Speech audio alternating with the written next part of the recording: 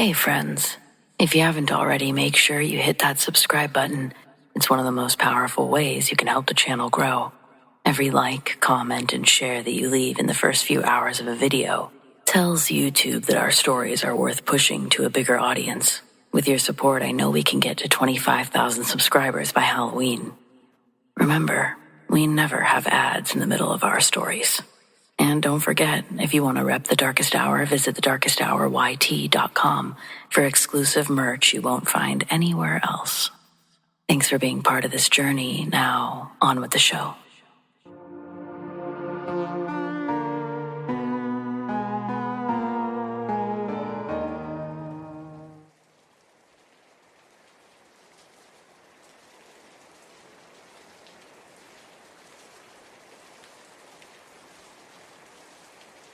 Hello, everyone, and welcome to The Darkest Hour. I'm your host, Amanda Jane. Tonight, we're pulling out onto the open highway, a place where freedom and danger ride side by side. For most of us, the road is just a way to get from here to there. But for those who live behind the wheel, it's a world of its own. From eerie figures at rest stops, to voices, to convoys that vanish in a storm. These are just some of the memories truck drivers carry with them, long after the miles are behind them. It's time to settle in, because tonight we're riding along with those who have seen more than just asphalt and sky, each story a chilling reminder. Out there, the vast emptiness of night, the road doesn't play by the rules. So, let's get started, shall we?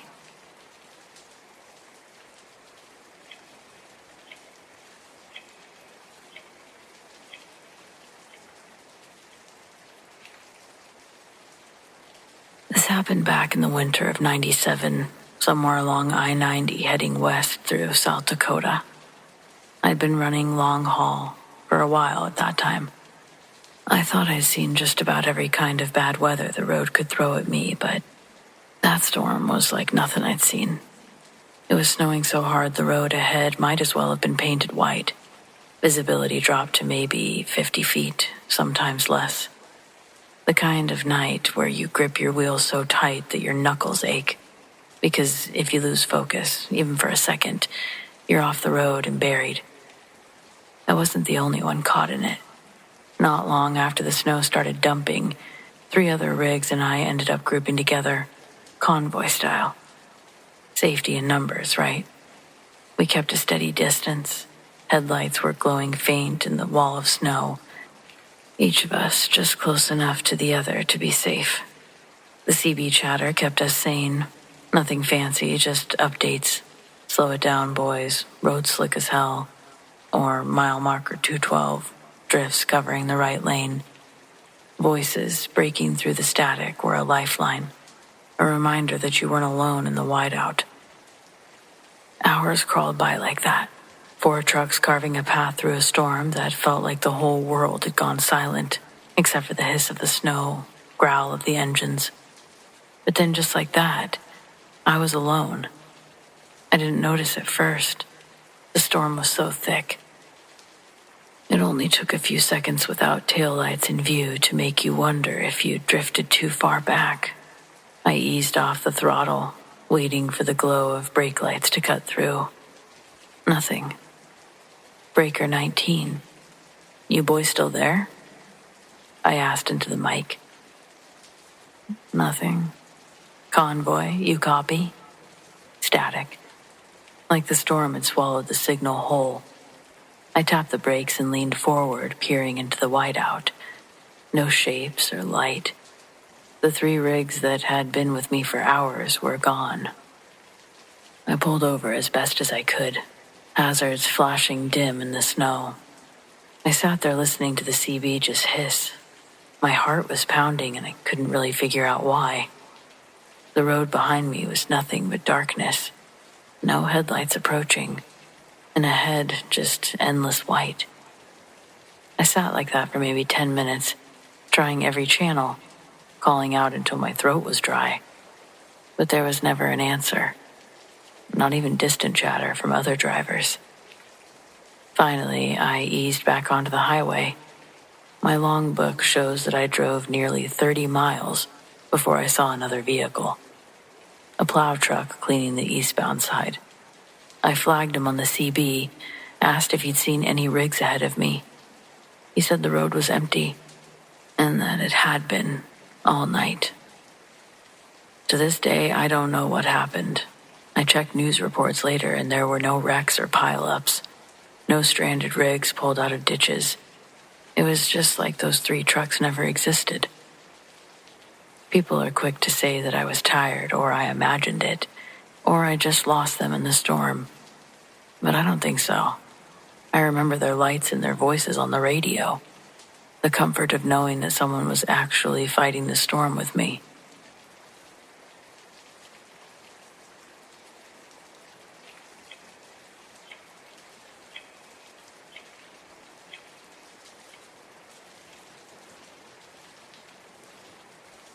Using a throwaway because I still run routes through this part of the country, and I don't want my name tied to ghost stories.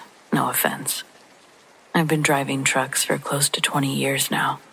I've had my fair share of close calls, blowouts, whiteout blizzards, drunk drivers weaving across lanes. But nothing has ever stayed with me the way one night at a rest stop did.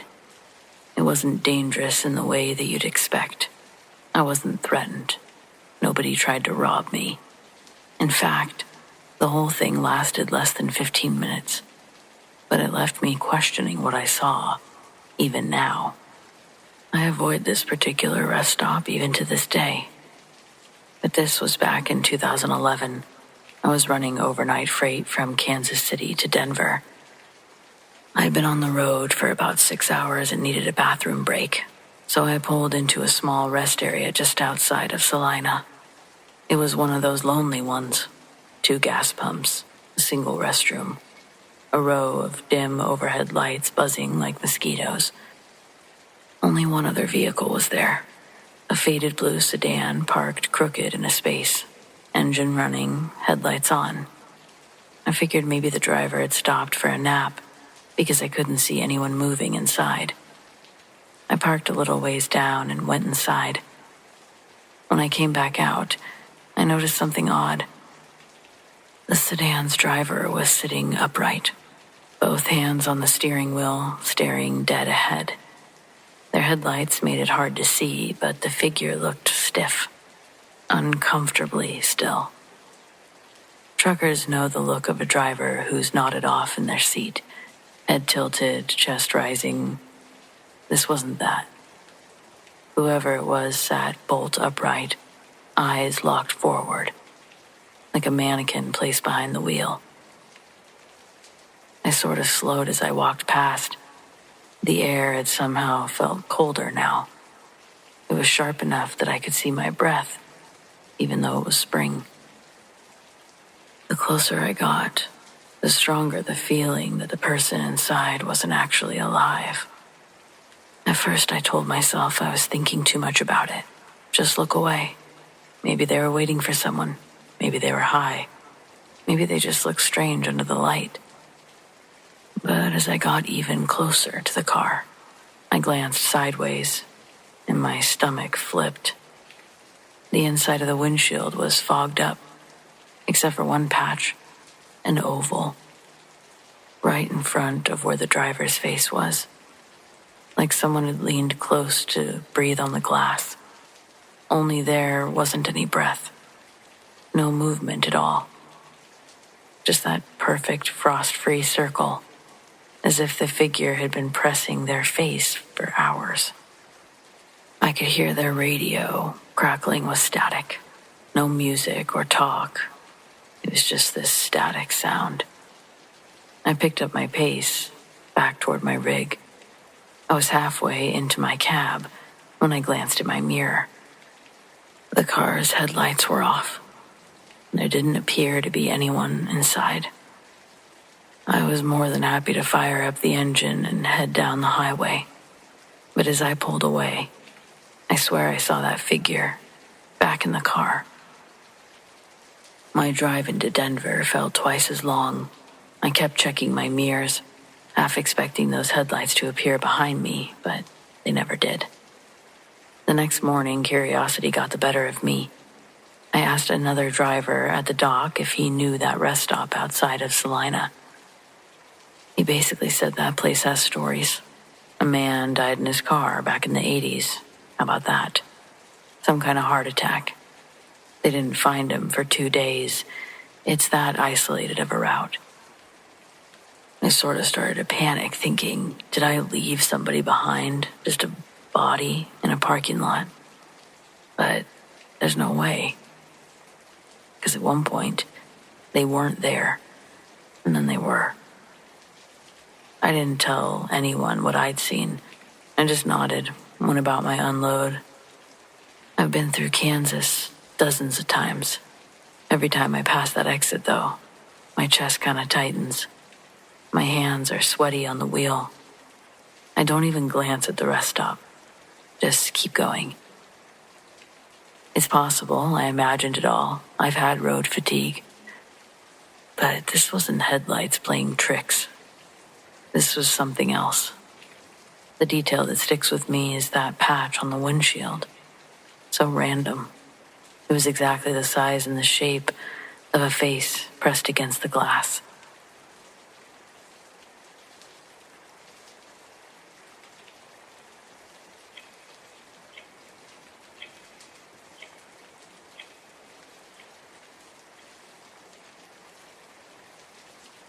I've debated for years about whether to even tell this. It sounds too strange, but I swear to you, it happened. And it still keeps me up sometimes if I think about it too hard. This was in 2006.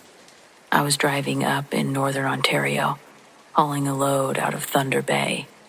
Remote country, endless trees, stretches of highway where you might not see another vehicle for an hour or more. I'd driven there plenty of times. I always liked the quiet. But that night turned into something I haven't been able to explain. The load itself was unusual. No bill of lading, no company markers on the trailer, just instructions. Hook up, keep it sealed, and deliver it east. Cash payment is good money. I'd taken stranger jobs before. And the broker came through a guy that I trusted, so I didn't ask too many questions. The road was so empty, I kept my high beams on the whole way. And then the trailer started shifting. At first I thought that it was just uneven loading. A bad pallet, maybe. You can feel those things through the cab. A steady tug when you turn, a strange lean. But this wasn't like that. It was like something inside was moving. Every time I hit a curve, the whole trailer would lurch, like whatever was in there was trying to counter the turn. I gripped the wheel tighter, convinced that the load was about to tip me, but no alarms went off on the axle. Nothing felt overweight, just a sick, unnatural sway. I pulled over at a turnout to check, walked the length of the trailer, listened. Not a sound. Not even a tick of settling cargo. It was cold. It was silent. When I put my hand against the trailer wall, though, it vibrated. Just for a second, like something inside had pressed back. I told myself that it was my nerves and maybe having not moved for a while. I opted to keep driving. An hour later, it got worse. Banging, deep, hollow thuds against the walls of the trailer. Once, twice, and then a flurry of them, like fists pounding. I nearly drove off the shoulder. No animal I knew could make that kind of sound. I called it in on CB, but out there the reception was garbage, just static. I tried again, voice crackling. I swore I heard something reply. Not a trucker, though. Voice was too low, broken, almost like it was coming from underwater. By then, I was sweating through my shirt despite the cold. My gut was screaming at me to stop and to unhitch, leave the whole damn thing on the road, but I kept driving. Not long after, I saw movement in my mirrors. At first I thought it was headlights behind me, but the glow wasn't white. It was faint green, seeping out of the edges of the trailer doors, like light spilling from a crack. I had checked the locks at the last stop I knew I had, but this glow pulsed with every bang, like whatever was inside truly wanted out. I pulled over again. My hands were shaking so bad I almost dropped my flashlight. I walked back to the trailer, telling myself that I'd open it, deal with whatever was inside. When I touched the lock, the banging stopped. Dead silent. The green glow faded. I stood there for a whole 5 minutes, waiting for it to start again, and nothing happened. I decided I had to open it. So I did. First thing I noticed was there were no people. Just one large container. It was in a wood crate, and then a box underneath with plastic wrap. Nothing green or lit up about it. I looked around for anything. I saw nothing that could have caused it. And then I started talking to it. I figure if something's in there, a person, they would make a noise, respond to me. And then I'd have a whole new problem, but I'd know. So I was talking. And nothing. No noise, no movement. I was just talking to a package. After about 10 minutes, I decided to call it a night. Got back into the cab. I drove through the night without stopping. I delivered that load just outside of Sudbury with no further issues. A man in a heavy coat and dark glasses was waiting but didn't say much. Just signed, handed me an envelope, and waved me off. Thought about asking him what was in there. I really did. But when he looked at me, his eyes didn't feel like they were looking at me. I don't know. Something told me not to do it. So I took the cash and left.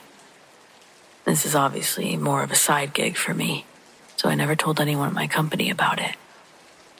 I haven't told my family about it either, outside of my wife, who recommended that I don't take any more jobs without a bill of lading, and I can't disagree with her.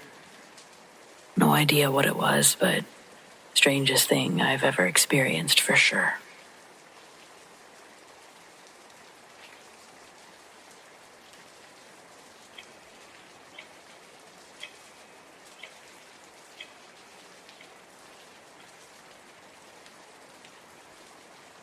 My mom said it all started when I was in her tummy.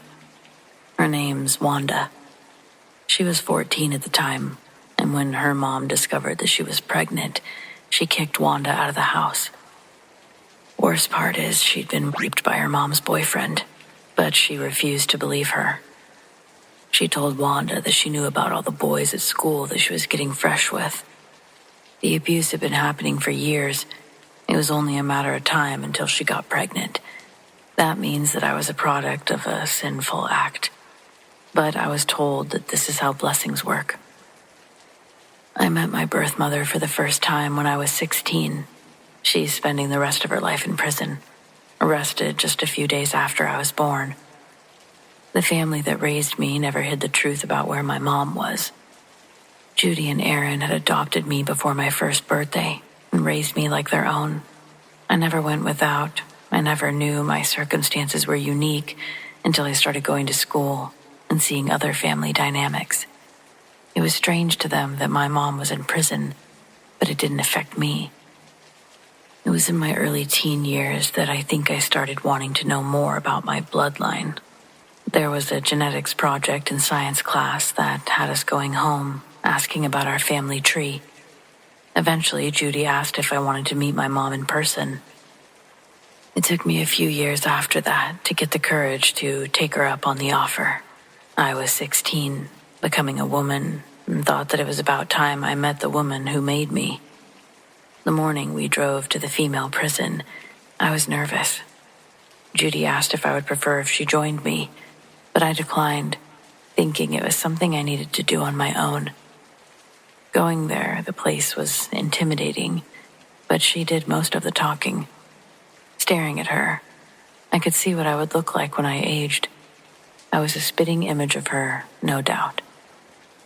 An update on my 16 years of life lasted for the first few minutes, but most of our visit was spent with everything leading up to getting locked up.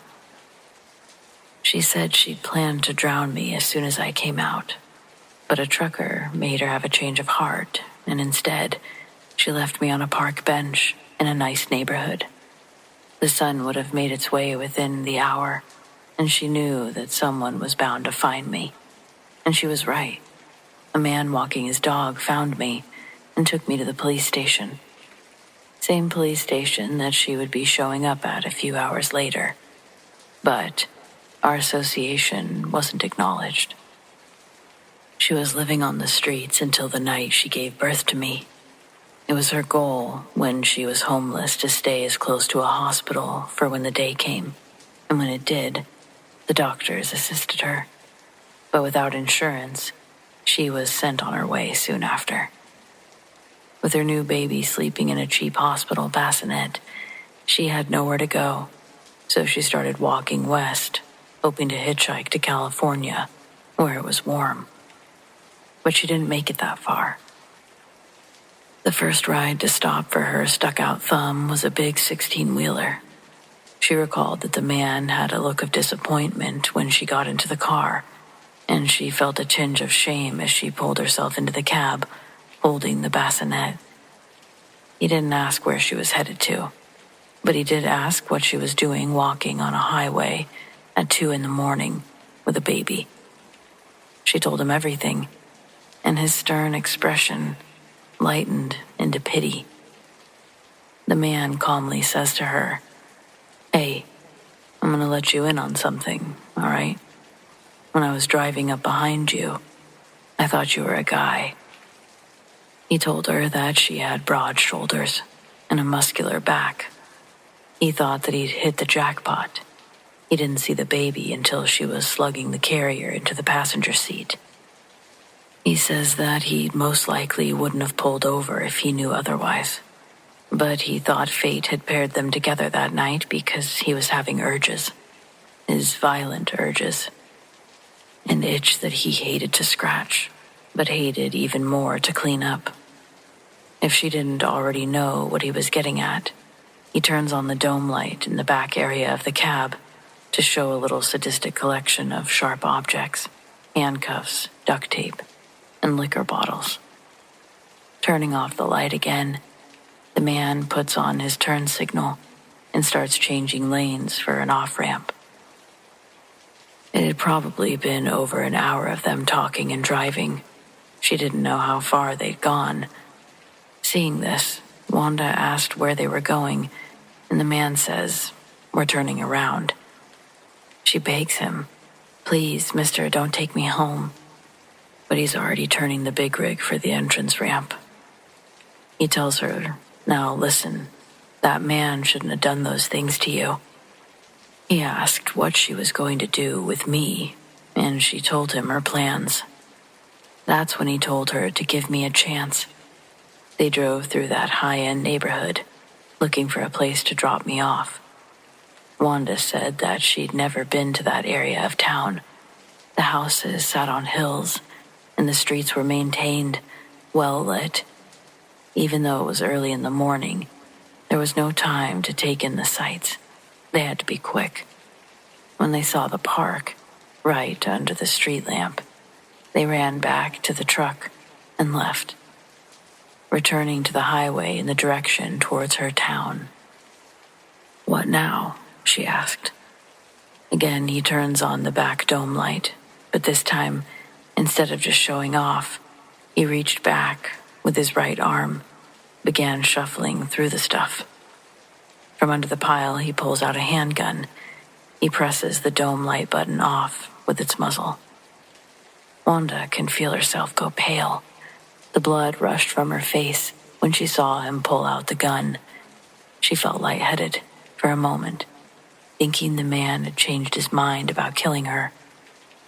But she feels the cold weight of the steel get set into her lap. The man asks if she's ever used one of those, and she says no. He tells her to pick it up, shows her how to hold it, how to make it go boom.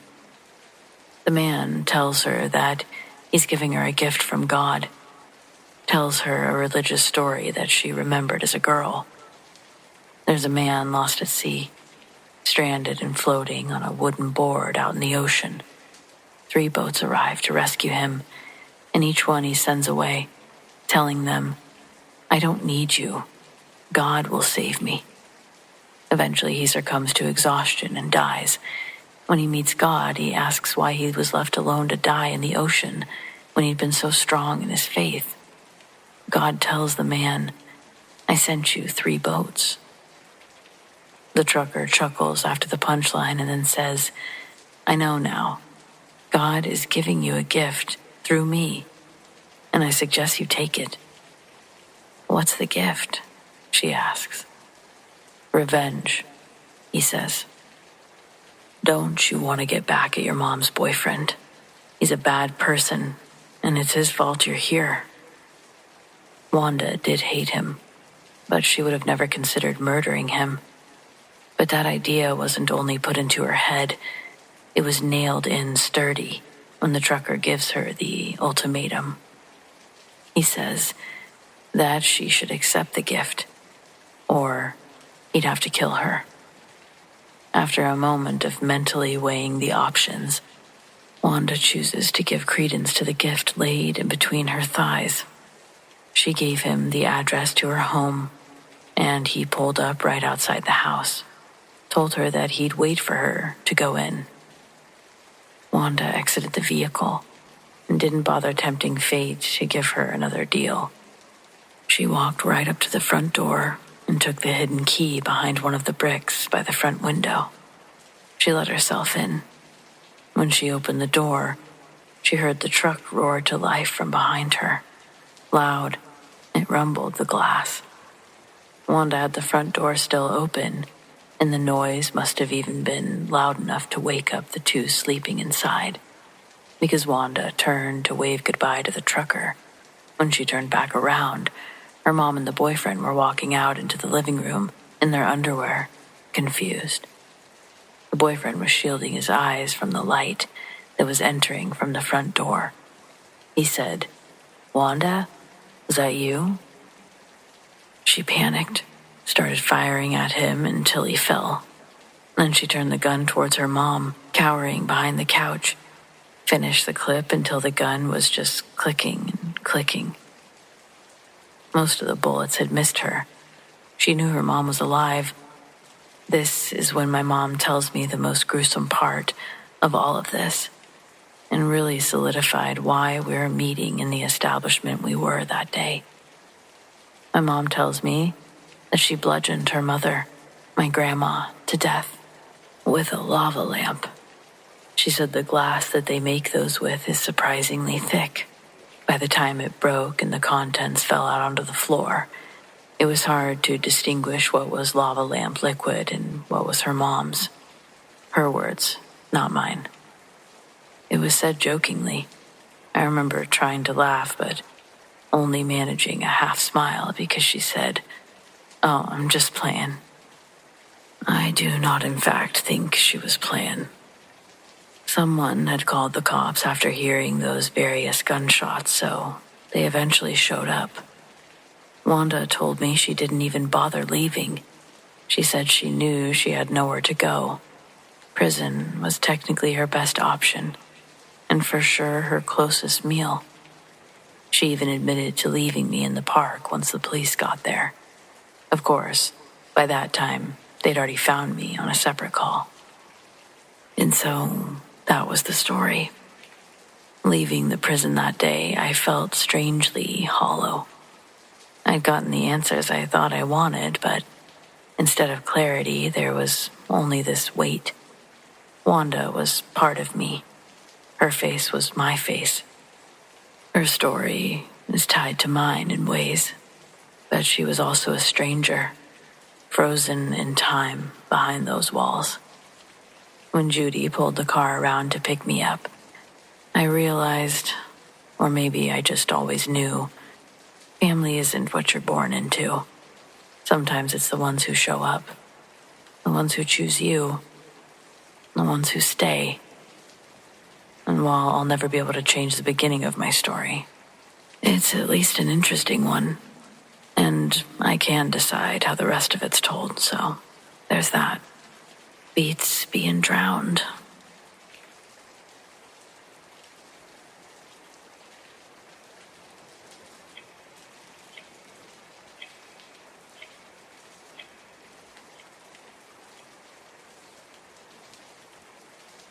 This isn't my story, it's my dad's. He drove long haul most of his life, and when I was a kid, I'd sometimes beg him to tell me road stories. Most of them were harmless, funny banter with other drivers. The time that he lost a half-load of cantaloupes on the back road in Tennessee. But there was one story that he told a couple of times, always different than the others, like he wished he could forget it, but he couldn't. Dad wasn't a superstitious guy. He used to say roads are dangerous enough without spooks and demons, but this one got under his skin. He said it was the late 90s, running down through Missouri, middle of the night, quiet stretch of highway. He saw a man standing under an overpass, thumb out, hood pulled up against the cold. Normally, Dad wouldn't stop. Company policy and common sense both said not to, but that night he did. The man climbed in, jeans wet at the cuffs, jacket smelling faintly of motor oil and something damp. That's not what rattled him. It was the way the man said, "Thanks, Dan." Nobody called him Dan out there. He was Danny, driver, big rig, whatever handle people choose, but not Dan. Only people who knew him personally would ever say that. Dad asked if they knew each other. Hitchhiker smiled and said, "No." The rest of the ride was worse. The man was sitting just still, staring ahead like he was waiting for something. Finally, he told Dad to just stay in the left lane. There'd be a deer carcass ahead. Sure enough, there was, sprawled across the right lane exactly where the man had said. A while later, he told Dad to skip the next rest stop. Guy in a white pickup's waiting there. He's no good. Dad kept driving. When he checked his mirror, there was a white pickup, parked in the shadows of the lot, headlights off. By then, my dad said he felt cornered. He asked where the man wanted to get out. The hitchhiker just smiled again and said, "Don't worry, I'll get out before you need to ask." Miles passed in silence until near Springfield. The man tapped the dash and said, "Here's good."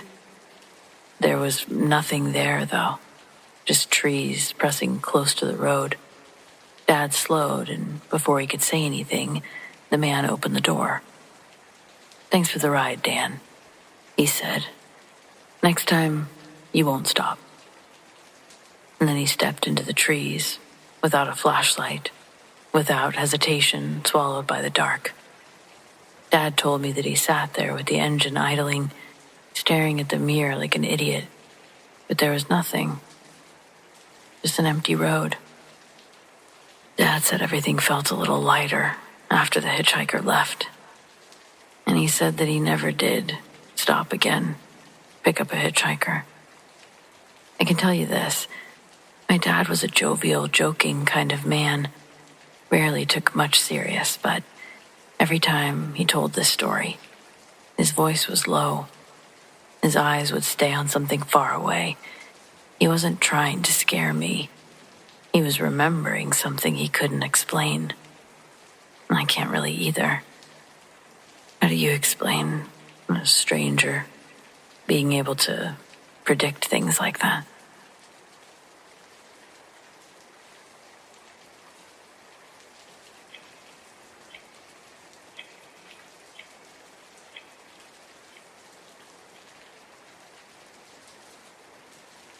This is one of those experiences that's left me wondering what might have happened if I hadn't trusted my gut. I've been on the road for long enough to know when a situation feels off. And that night, it felt worse than off. It felt like I'd almost ended up another name on a list somewhere. This was around 99, 2000. I was hauling down I-40 somewhere between Oklahoma City and Amarillo. I'd just fueled up at a truck stop outside of Clinton. I was planning to drive another 3 or 4 hours before resting. Not long after I emerged back onto the highway, a rig eased up behind me. Big Peterbilt, chrome shining in the moonlight, running lights strong across the cab like a carnival ride. He slid in behind me, close but not dangerously close, and called me up on the CB. "Westbound, you mind some company?" Friendly enough. We all convoy once in a while. Keeps you sharp, gives you someone to talk to. I keyed up and said sure, no problem. The guy introduced himself as Red Dog. I gave my handle, and that should have been that. But from the start, something about his voice was on edge. Put me on edge.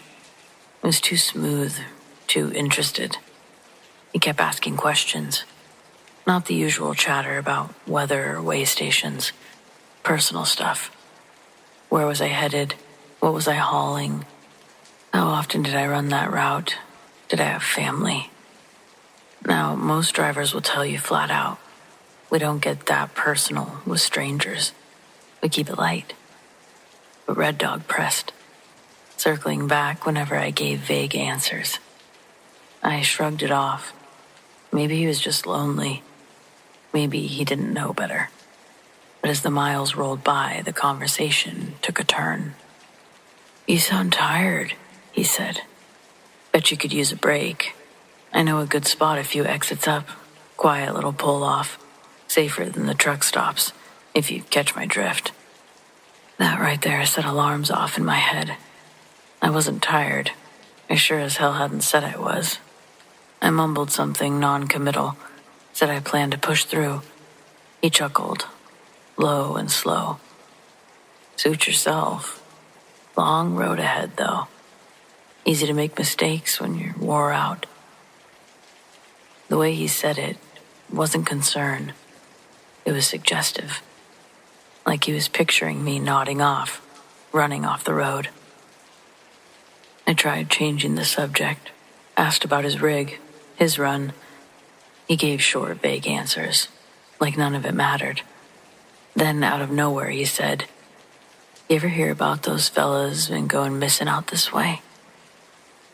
I didn't answer, but I broke a sweat. He laughed. "Don't worry. Not everybody disappears. Just the unlucky ones." By now, he was still hanging back in my mirror, headlights steady, never passing, never falling behind. I sped up a little, testing him. He matched me, like we were tethered. Slowed down, he slowed down too. That stretch of I-40 has long gaps between exits. The one coming up was nothing but a dark 2-lane leading south. As we neared it, his voice crackled through again. "Here we go. Go ahead. Take that one. Nice and quiet." I muttered something about staying on schedule. Tried to keep my tone flat. He just chuckled again. "You'll wish you had." That was enough for me. I reached over, switched my CB off entirely, focused on the road. He stayed behind me for another 15 miles. And then, just like that, he was gone. No exit nearby. No turnoff he could have taken. One moment there, the next, empty highway. I genuinely think he just pulled over, turned off his lights, waiting for someone else to follow. I don't think this guy was a ghost. I drove another 2 hours before stopping, parked under the bright lights of a busy truck plaza. I didn't sleep much that night. Weeks later, I caught wind of chatter about drivers disappearing along that corridor. Nothing in the papers, but word travels between truckers. A guy out of Arkansas hadn't made his delivery. Another had left a stop and never arrived. Folks speculated everything from bandits to a rogue cop or something darker. I can't prove Red Dog had anything to do with it. For all I know, he was just some creeper looking for kicks. But I know how it felt. Predatory. Like he'd done this dance before. I still run I-40 sometimes, but I don't answer every friendly voice on the CB, nor do I hardly use it anymore. Not unless I know them. Out here, you get a lot of lonely people looking for connection, but sometimes you get something else. And when my gut tells me something isn't right, I listen. Because that night, I'm convinced it saved my life.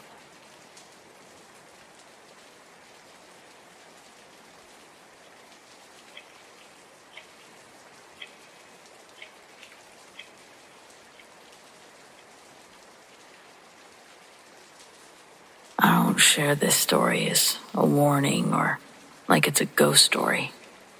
It more lives closer to the way you carry a song stuck in your head, half-remembered, uninvited, always turning up when the radio goes quiet. It happened years back on an overnight run, and the only thing I know for sure are the things I saw with my own 2 eyes. The rest is memory, which is another country entirely. I was running east. The map on my dash, back when those screen units were a novelty, it told me to stay on the main route. I had every intention of doing just that, but there was construction, and then a detour sign shoved into the gravel like an afterthought, arrow pointing south. I didn't argue with it.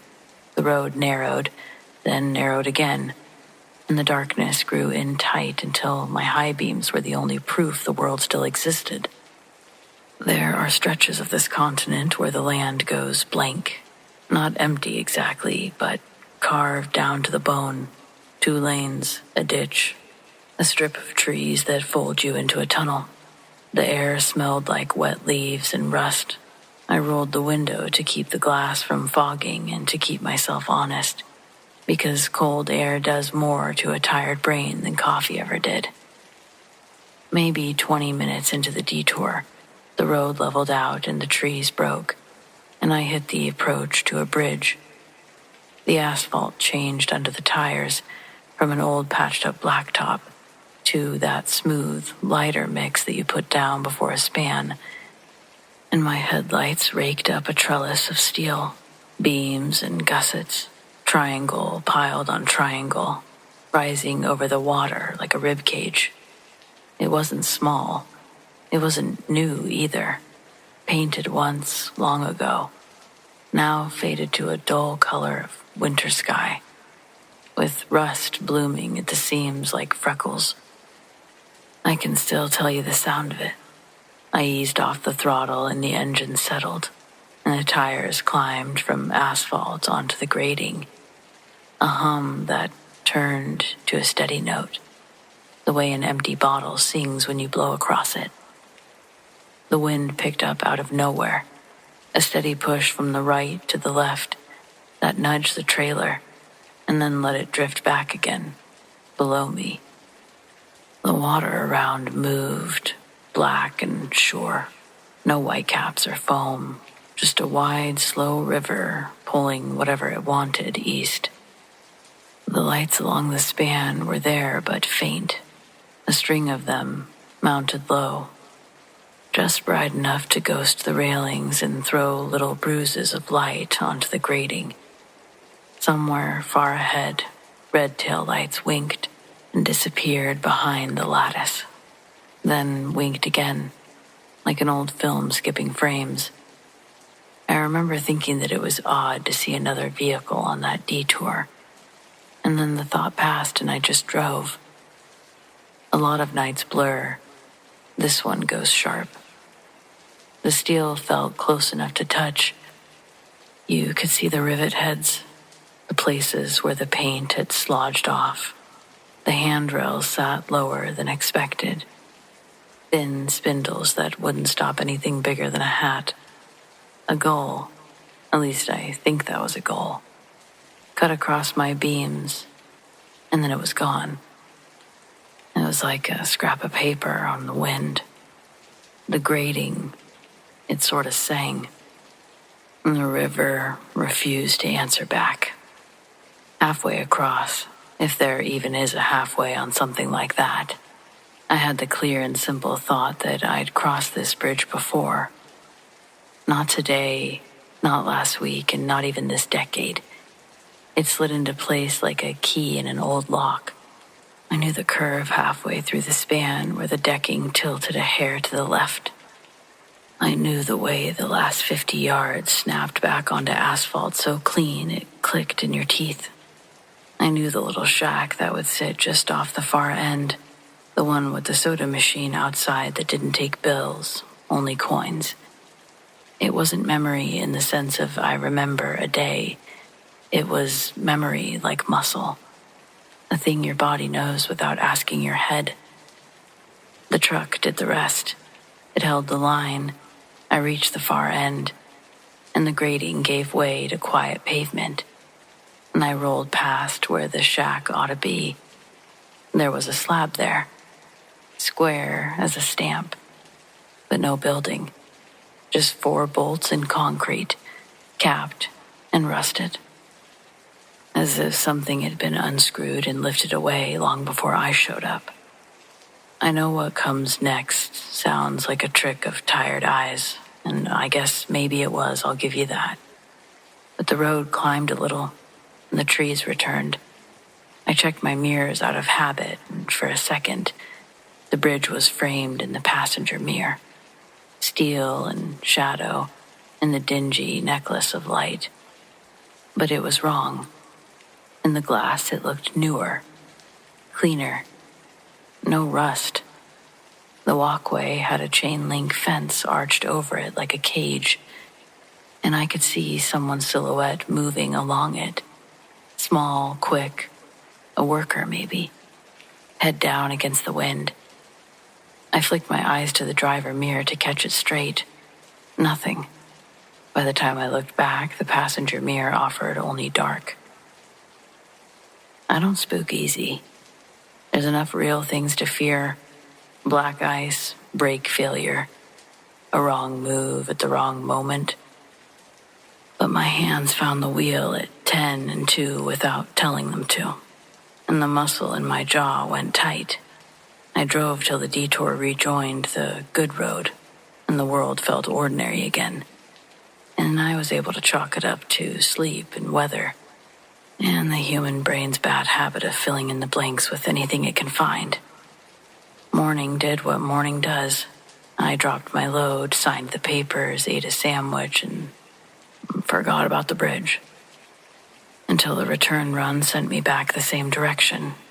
But then the detour signs had been moved around, who knows by whom, and I decided to skip it entirely. Up ahead, there was another way to the water on the route I knew. Flat, modern, wide enough for a football field. So I took it. 4 lanes, clean lines, the river wide and obvious on either side. No steel lattice or humming grates, no low lights. I told myself I must have taken some service road the night before, maybe cut onto an old crossing while the main road was slow.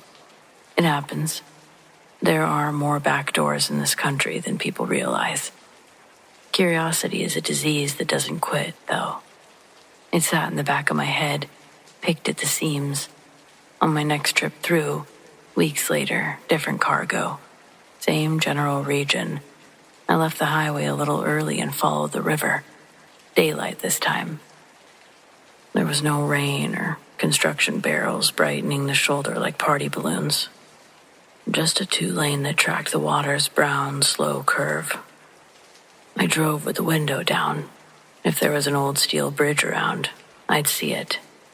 I did see a place where it might have been. There's a way an old crossing leaves a scar. High banks carved into ramps, trees thinner near the water line. The the road bending polite where it once squared up and shouldered across. On the near side, a short length of concrete. It had the stains of green and brown after things have been long damp. On the far side, across a broad, lazy reach, the same.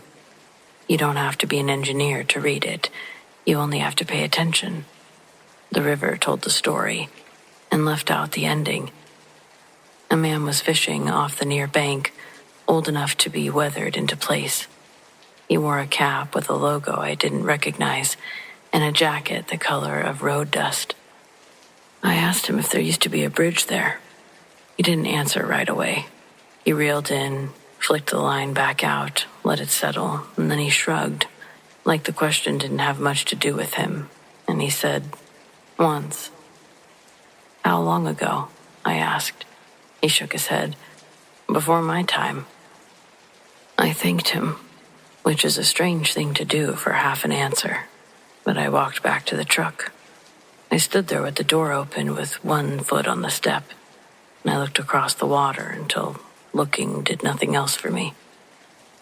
I could have turned in a dozen places and hunted records, asked a dozen gas stations, bothered a librarian, but the quiet part of me, the part that understands a thing is a thing, even if you can't pin it on a map, told the rest to sit down.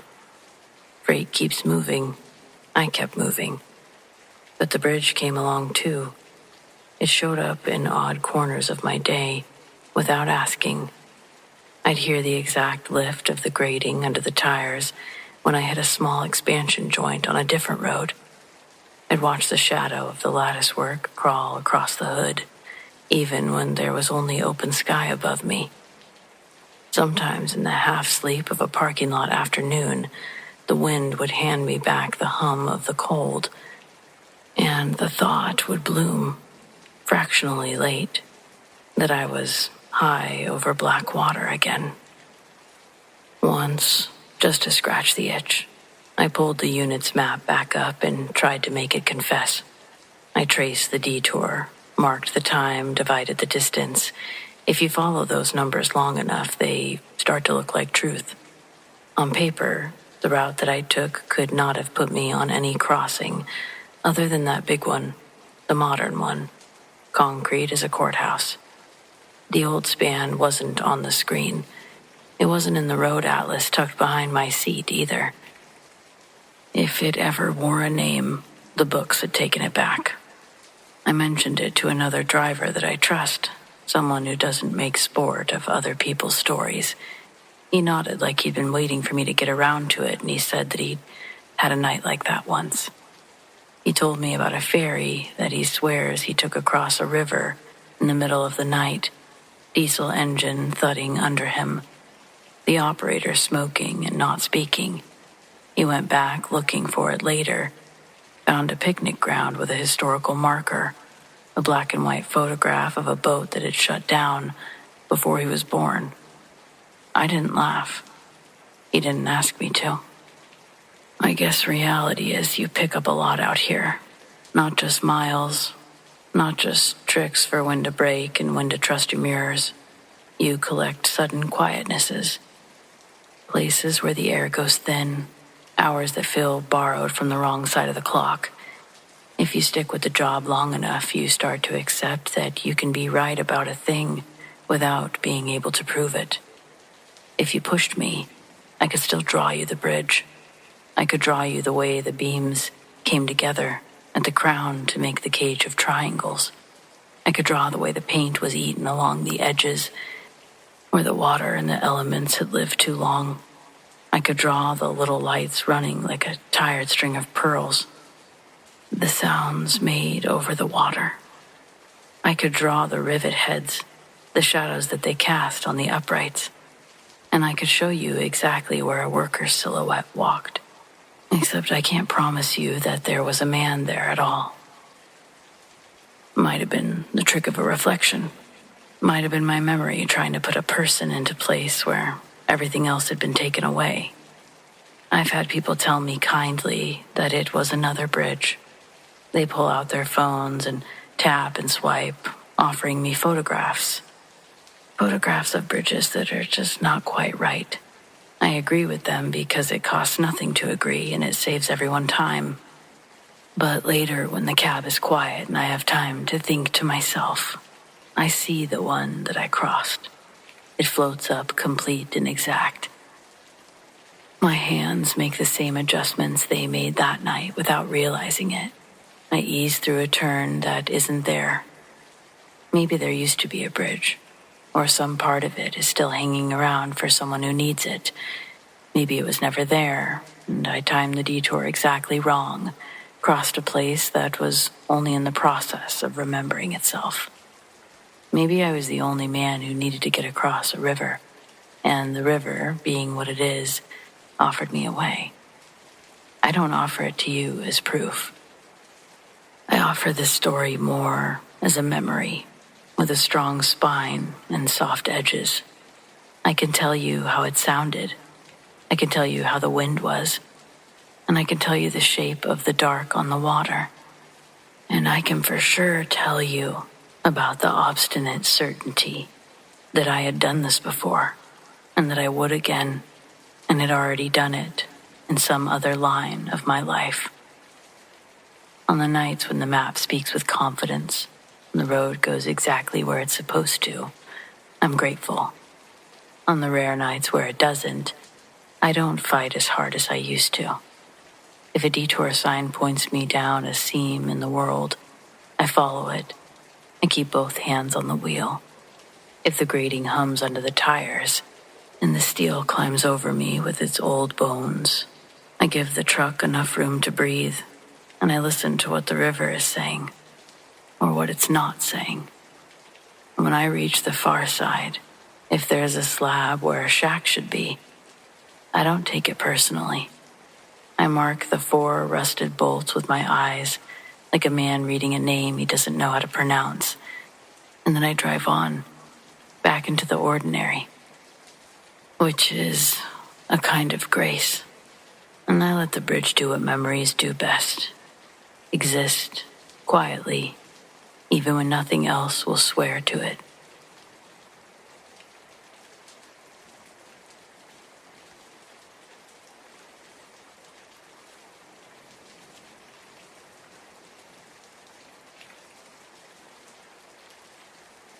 Well, friends, it appears we've reached the end of tonight's episode.